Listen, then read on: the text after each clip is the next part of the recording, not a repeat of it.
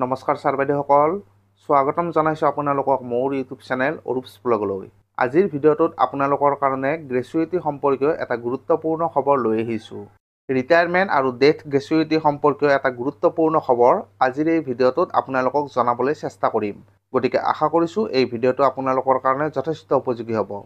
ভিডিঅ'টো অকণো স্কিপ নকৰাকৈ শেষলৈকে সম্পূৰ্ণকৈ চাব আৰু ভিডিঅ'টো যিমান পাৰে আপোনালোকৰ সহকৰ্মীসকলৰ লগত শ্বেয়াৰ কৰক, যাতে তেওঁলোকো ইয়াৰ দ্বাৰা উপকৃত হ'ব পাৰে আৰু ইয়াৰ সুবিধা লাভ কৰিব পাৰে। ছাৰ বাইদেউসকল, গ্ৰেচুইটি মানে কি আপোনালোকে নিশ্চয়কৈ জানে। ইয়াৰ বিষয়ে নতুনকৈ কোৱাৰ প্ৰয়োজন নাই। এই মুহূৰ্তত ৰাজ্যিক কৰ্মচাৰীসকলৰ ৰিটায়াৰমেণ্ট গ্ৰেচুইটি আৰু ডেথ গ্ৰেচুইটি সম্পৰ্কীয় এটা গুৰুত্বপূৰ্ণ খবৰ আছে, যিটো নাজানিলে হয়তো আপোনালোকে গ্ৰেচুইটিৰ সুবিধা লাভ নকৰিব পাৰে অথবা গ্ৰেচুইটি লাভ কৰাত যথেষ্ট অসুবিধাৰ সৃষ্টি হ'ব পাৰে। আপোনালোকে জানে যে ৰাজ্যিক কৰ্মচাৰী এজনে ৰিটায়াৰমেণ্টৰ সময়ত অথবা কৰ্মচাৰী এজনৰ মৃত্যুৰ পিছত তেওঁৰ পৰিয়ালে গ্ৰেচুইটিৰ ধন লাভ কৰে। কিন্তু গ্ৰেচুইটিৰ সুবিধা লাভ কৰিবলৈ কৰ্মচাৰী এজনৰ কিছু কৰিবলগীয়া থাকে আৰু তাৰ বিষয়ে আপোনালোকক জনাবলৈ চেষ্টা কৰিছোঁ।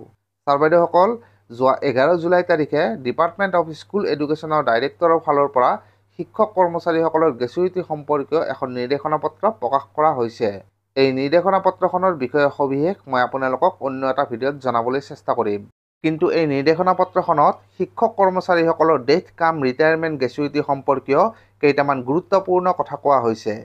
প্ৰথমতে আপোনালোকক জনাব বিচাৰিছোঁ যে যোৱা 1 ফেব্ৰুৱাৰী 2021 তাৰিখে প্ৰকাশ পোৱা অফিচ মেমৰেণ্ডম মতে NPSৰ অন্তৰ্ভুক্ত কৰ্মচাৰীসকলো ৰিটায়াৰমেণ্ট গ্ৰেচুইটি আৰু ডেথ গ্ৰেচুইটিৰ বেনিফিট লাভ কৰিবলৈ যোগ্য। আছাম ছাৰ্ভিচ ৰুল 1969ৰ অন্তৰ্ভুক্ত যিসকল কৰ্মচাৰী আছে তেওঁলোকৰ দৰে NPSৰ অন্তৰ্ভুক্ত কৰ্মচাৰীসকলো একেই টাৰ্মছ এণ্ড কণ্ডিশ্যনত DCRG অৰ্থাৎ ডেথ কাম ৰিটায়াৰমেণ্ট গ্ৰেচুইটিৰ বেনিফিট লাভ কৰিব। ইয়াৰ পিছত আপোনালোকক জনাব বিচাৰিছোঁ যে আছাম ছাৰ্ভিচ ৰুল 1969ৰ ৰুল 135ৰ 1 নম্বৰ ক্লজ মতে যিসকল কৰ্মচাৰীয়ে চাকৰি কাৰ্যকালৰ 5 বছৰ সম্পূৰ্ণ কৰিছে তেওঁলোকেহে ৰিটায়াৰমেণ্ট গ্ৰেচুইটি আৰু ডেথ গ্ৰেচুইটিৰ বাবে যোগ্য। কিন্তু ইয়াতে এটা অতি গুৰুত্বপূৰ্ণ কথা আছে। ছাৰ্ভিচ কনফাৰ্মেশ্যন নকৰা কোনো কৰ্মচাৰী ডেথ কাম ৰিটায়াৰমেণ্ট গ্ৰেচুইটিৰ বাবে গ্ৰাহ্য নহয়। ডেথ কাম ৰিটায়াৰমেণ্ট গ্ৰেচুইটিৰ বেনিফিট লাভ কৰিবলৈ কৰ্মচাৰীসকলে নিজৰ ছাৰ্ভিচ কনফাৰ্মেশ্যন কৰিব লাগিব। ছাৰ্ভিচ কনফাৰ্মেশ্যন নকৰাকৈ কোনো কৰ্মচাৰীয়ে DCRGৰ সুবিধা লাভ কৰিব নোৱাৰিব।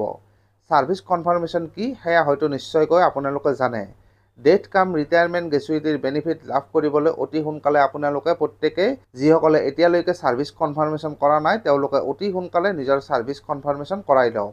তো ছাৰ বাইদেউসকল, এতিয়া নিশ্চয়কৈ আপোনালোকে গম পালে যে NPSৰ অন্তৰ্ভুক্ত কৰ্মচাৰীসকলেও ডেথ কাম ৰিটায়াৰমেণ্ট গ্ৰেচুইটিৰ সুবিধা লাভ কৰিব আৰু লগতে এইটোও গম পালে যে ডেথ কাম ৰিটায়াৰমেণ্ট গ্ৰেচুইটিৰ বেনিফিট লাভ কৰিবলৈ ছাৰ্ভিচ কনফাৰ্মেশ্যন লাগিব। গতিকে যিসকলে এতিয়াও ছাৰ্ভিচ কনফাৰ্মেশ্যন কৰা নাই তেওঁলোকে অতি সোনকালে নিজৰ ছাৰ্ভিচ কনফাৰ্মেশ্যন কৰি লওক, যাতে ভৱিষ্যতে DCRG অৰ্থাৎ ডেথ কাম ৰিটায়াৰমেণ্ট গ্ৰেচুইটিৰ সুবিধা লাভ কৰাত কোনো অসুবিধা নহয়। তো ছাৰ বাইদেউসকল, আজিৰ ভিডিঅ'টিত আপোনালোকৰ কাৰণে এই গুৰুত্বপূৰ্ণ খবৰটো লৈ আহিলোঁ। আশা কৰিছোঁ ভিডিঅ'টি আপোনালোকৰ কাৰণে যথেষ্ট উপযোগী হ'ব। তো আজিৰ ভিডিঅ'টিত এইখিনিয়ে। ভিডিঅ'টি ভাল লাগিলে লাইক আৰু শ্বেয়াৰ কৰি দিব আৰু লগতে ভৱিষ্যতেও এনেকুৱা বিভিন্ন ধৰণৰ ভিডিঅ' পাই থকাৰ কাৰণে আমাৰ চেনেলটো ছাবস্ক্ৰাইব কৰি থ'ব। ধন্যবাদ।